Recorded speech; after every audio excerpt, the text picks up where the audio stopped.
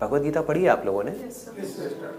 एक है ज्ञान, जिसको बोलते हैं ज्ञान योग। उसका अल्टीमेट एम क्या है? ये रियलाइज करना कि ये जो साउंड ऑफ साइलेंस है इसको ब्रह्मन भी बोलते हैं। ब्रह्मन मीन्स द सुप्रीम रियलिटी। आत्मा भी इसी को बोलते हैं, परमात्मा भी इसी को बोलते हैं। इसी के अलग अलग नाम है। ओम बोलते हैं इसको, ओमकार बोलते हैं। जो गुरु नानक जी ने कहा है ना, एक ओमकार सतनाम, इसी की बात करी है। सतनाम का मतलब क्या?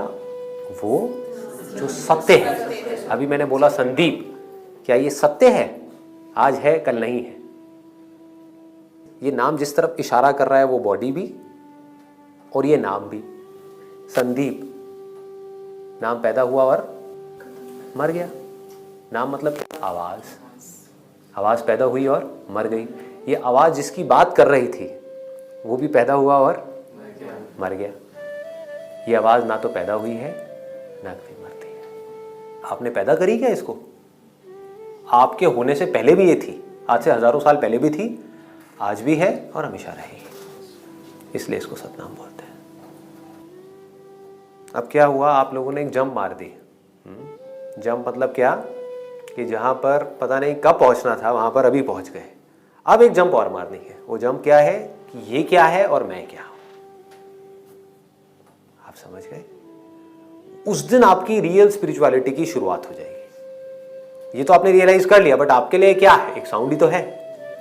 आप कहोगे जो भी है रियलिटी है, ये है वो है, आपके लिए होगी, मेरे को क्या फर्क पड़ता है ना? अगर मैं कहूं ये आप ही हो तो अभी समझ नहीं आएगा ना। इसको समझना है। जिस दिन ये समझ आ गया उस दिन सारे डर खत्म हो जाएंगे, सारे डिजायर्स खत्म हो जाएंगे। सेल्फिश डिजायर्स, थॉट्स ना के बराबर रह जाएंगे और आप फ्री हो जाओगे। इसको जितना आप गहराई से समझोगे थ्रू भगवद गीता, वेद, उपनिषद, सूफी जो लोग हैं उनकी बातें सुन सुन करके, पढ़ के, ऐसी बहुत सारे ट्रेडिशंस हैं। तो अगर आपको ये समझ आ जाए बारीकी से कि ये क्या है, मैं क्या हूँ, ये दुनिया क्या है, बॉडी क्या है, माइंड क्या है, भगवान क्या है, ये सारी गुत्थियाँ सुलझ जाए तो आप समझ जाओ आप बन गए ज्ञान योगी। अब आपको ज्ञान हो गया, इसको आत्मज्ञान बोलते हैं। Then you are liberated. ये एक रास्ता है, लेकिन ये हर एक के लिए नहीं है। ये उसके लिए है जिसका इंटेलेक्ट बहुत शार्प हो। इंटेलेक्ट का मतलब हम समझते हैं बुद्धि, माइंड बहुत शार्प हो। तो माइंड शार्प कैसे होगा? अगर अभी आप एक स्टूडेंट हो तो पहले लाइफ में कुछ करो, तभी तो माइंड शार्प होगा। अगर आप कुछ कर ही नहीं पा रहे अपनी लाइफ में तो आपका माइंड एक जगह पे टिकेगा कैसे? आपका ध्यान बार बार कहाँ जाएगा? पैसे की तरफ जाएगा, करियर की तरफ जाएगा, जॉब की तरफ जाएगा, और चीज़ों की तरफ जाएगा। लेकिन लाइफ में एक बार आप सेट हो जाते हो, जिसके लिए अगेन बहुत समझदारी चाहिए। अगर आप बिजनेस भी करते हो, बिजनेस में कामयाब होने के लिए क्या चाहिए? पैसा। ये गलतफहमी है। बहुत लोग हैं जिनके पास बहुत पैसा है और सब लुटा देते हैं बिजनेस में। बिजनेस करने के लिए पैसा नहीं चाहिए। मैंने भी 12,000 रुपये से अपनी करियर की शुरुआत करी थी। समझदारी चाहिए, समझ चाहिए। जो काम आप कर रहे हो उसकी समझ अगर वो है तो आप बिजनेस में सक्सेसफुल हो सकते हो। अब अगर आप समझदारी से बिजनेस में सक्सेसफुल हो सकते हो तो अगर आप वहाँ पे जाकर के अटको नहीं, जो पैसा आया उससे चिपको नहीं, तो आप समझदारी से ये भी जान सकते हो कि मैं कौन हूँ।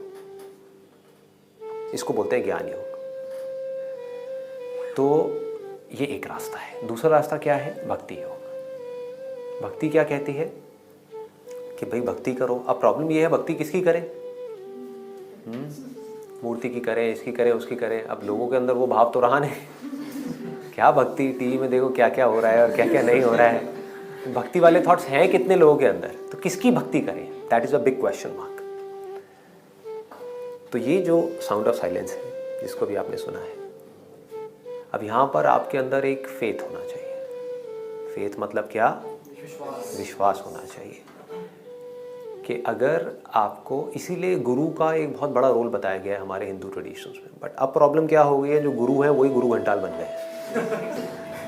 ये गुरु ही फंसा रहे हैं।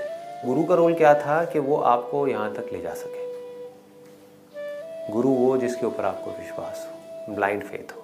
कि अगर वो मेरे को ये कह रहा है तो उसका अपना कोई मतलब नहीं है, ज़रूर उसमें कुछ ना कुछ मेरा ही भला होगा। तो आपके लिए भक्ति का जो रास्ता है वो खुल जाता है। वो क्या कहता है कि मेरे लिए ये जो साउंड ऑफ साइलेंस है यही भगवान है, जो मंदिर में भी है, मस्जिद में भी है, दुनिया की हर मूर्तियों में है, हर इंसान में है, हर जानवर में है, और इसके प्रूफ आप सब हो, लाखों लोग हैं। तो इसकी आप चाहे तो भक्ति कर सकते हो।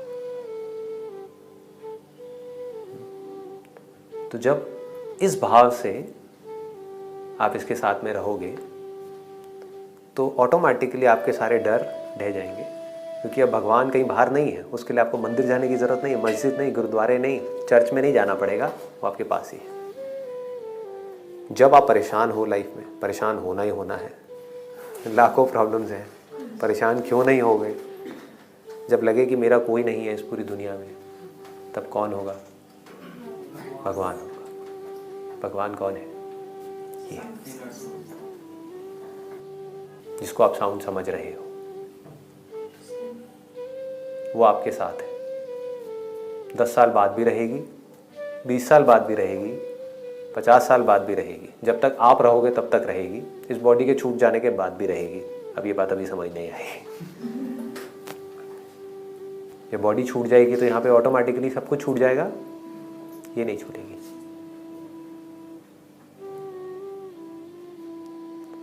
तो अब अगर ये भाव आपके अंदर पैदा हो जाता है तो यहाँ से सरेंडर आ जाता है कि जब भगवान मेरे इतने पास है तो कहीं जाने की ज़रूरत क्या है, कुछ किसी से डरने की ज़रूरत क्या है। तो आप क्या करोगे? यहाँ पर अपने आप को सरेंडर कर दोगे, इस साउंड ऑफ साइलेंस के हाथ में अपने आप को दे दोगे, and you will be peaceful. ठीक है जी। लास्ट रास्ता क्या है? कर्मयोग। कर्मयोग का मतलब क्या है? ये बहुत कम लोग समझ पाते हैं कि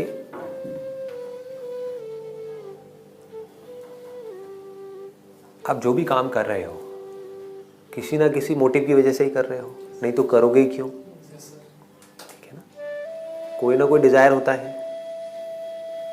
तो आपके काम करने की वजह से या तो वो डिजायर पूरा होगा या नहीं होगा।